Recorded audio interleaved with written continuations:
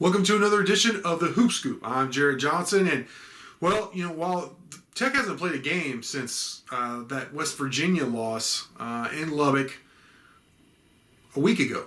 It was last Tuesday. I'm filming this on Tuesday. This was the Tuesday prior. Of course, the game against Baylor was postponed. Tech and TCU's back-to-back, which was already postponed. One of the games was already postponed from earlier in the season due to COVID, has now been shuffled several times. I wanted to wait until it looked like, it's definitely not set in, it's barely set in pencil right now. It's penciled in, the current schedule, but it's been moved around, shook up several times because of this polar vortex, snowmageddon / rolling blackouts catastrophe we find ourselves in Texas. And before I go any further, I want to say, if you're watching this, I assume you have power, but maybe you don't. Maybe you're charging your phone, your car, or whatever. But I just want to say, my thoughts and prayers out there for everyone, no matter your situation, but especially those who are without power. Trying to figure a lot of things out in terms of staying warm in this crazy weather, and feeding your family, yourself, and all that.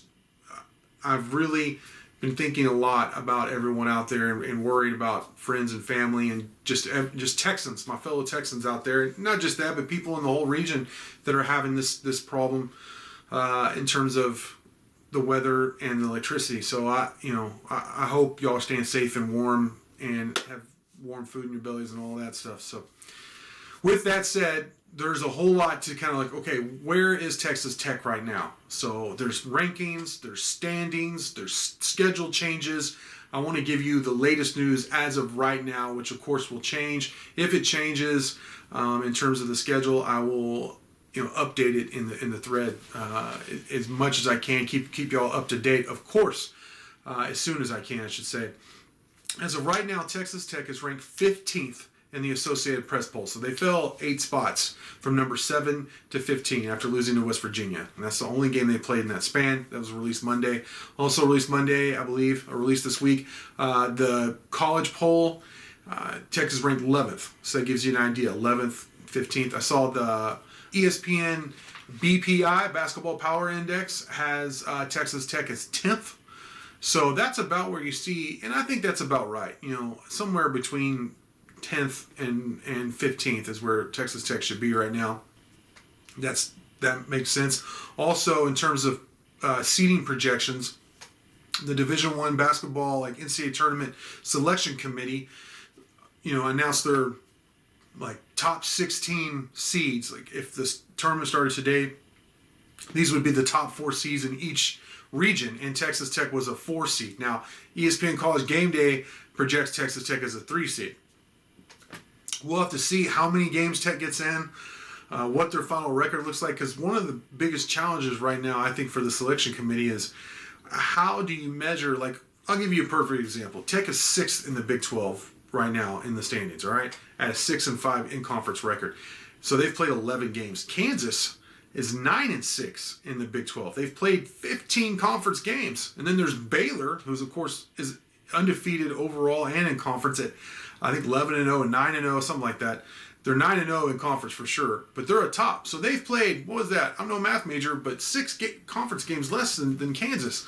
Obviously, Baylor's being considered as one of the top seeds, if not the top seed there with Gonzaga. But how do you measure and weigh all this when they're playing so fewer games than, say, a Kansas or whoever? So it's going to be just like everything else during this COVID era. It's going to be interesting to see how they figure all this out. And then with this weather and really throwing a monkey wrench in the schedule, it's just making things very, very difficult. I think they have to endure, though. They have to find a way to play the season. And I think everyone's just going to figure out the best way they can, So with that, I think Texas Tech's in a pretty good position. Now, their Tuesday night game here scheduled for here in Lubbock was postponed. I don't know when they're going to make that up.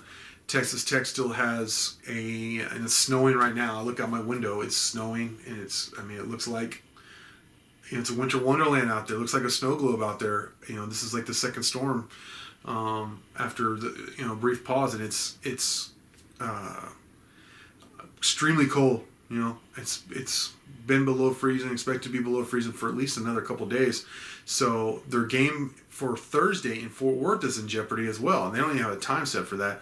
But I mean, you look at like the big I-35 pile up there in the Metroplex. Road conditions are very dangerous, and you understand why they want to postpone. It's not just Tech and TCU. A lot of the Big 12 games have been moved around because of this weather, so it's just a lot. So as of right now, though, you know, Tech is expected to play TCU, or at least it's on the schedule still, Thursday in Fort Worth. We'll have to see if that actually occurs. And then, so another game, bam, bam. So they're expected to play Thursday in Fort Worth. We'll see. Saturday in Lawrence against Kansas. And then Monday in Stillwater against Oklahoma State. So that's 3 games in 6 days. Very tournament-like, actually more than tournament-like. It's kind of like a conference tournament deal. If you don't get to buy that first round, you're playing a lot of games in short time. So they're young, they can do it. I think it's more going to be a logistical deal. Can they do it? And if they'll be able to get that TCU game in. If not, I mean, so right now you already have to make up, or you're hoping to make up, a game against TCU, a game against Iowa State, and a game against Baylor. You'll probably have to make up this second TCU game too. I don't know when they're going to get all this in and still play the Big 12 tournament, but we'll see what they figure out. One silver line. I'm going to leave you with some good news here, okay? I'm going to finish with some good news. Terrence Shannon has been a little banged up. Coach Beard said he was 100% cleared, but still, not just him, but the whole team, this is a silver lining. Everyone's a little beat up right now after going through this, you know, at least half of this Big 12 gauntlet. It's nice that maybe they can get a little bit of rest. And I think that's what Coach Beard, he said in recent press conferences. He wants to get these guys, you know, refocused and rested up a little bit to make a final push here in Big 12 play. And then, of course, a run in March. So I really hope they get those games against TCU. I really hope they get the Iowa State game and the Baylor. I mean, I hope they get all their games in to help their resume. But, you know, Iowa State should be a win, and at least a split of TCU. I think they should, you know, have a good chance of sweeping TCU. But, you know, they have to play the game to find out. So the good news is fellows are getting some rest, hopefully, and, you know, make that final push. And they will play again. I don't think the season's not over. They will eventually renew the schedule, and I can't wait to see how the Red Raiders do, how they finish up. So with that, I want to thank you for watching, and until next time.